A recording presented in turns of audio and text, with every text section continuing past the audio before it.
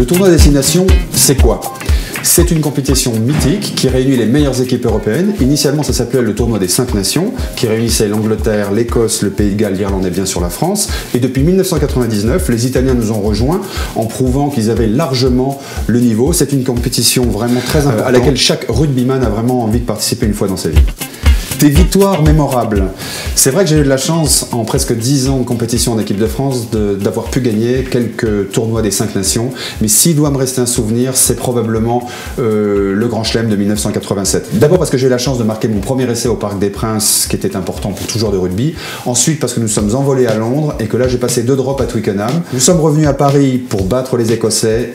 Et nous avons finalement mis le point d'exclamation en Irlande, à Lansdowne Road, pour battre les Irlandais chez eux, ce qui est aussi très important pour tout rugbyman, d'avoir au moins dans sa carrière une victoire en Irlande.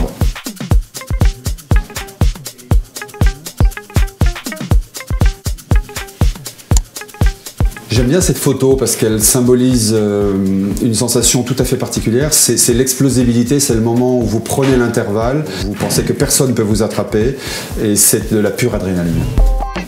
Une anecdote sur ces tournois.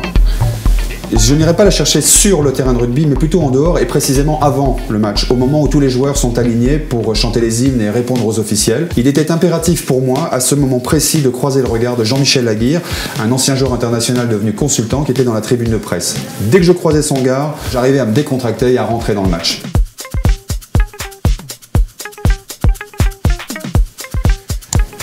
Celle-là, elle est anecdotique, mais si aujourd'hui je me complais à essayer de parler d'élégance et de l'entretenir et de la montrer au travers de nos collections, ça n'a pas toujours été le cas.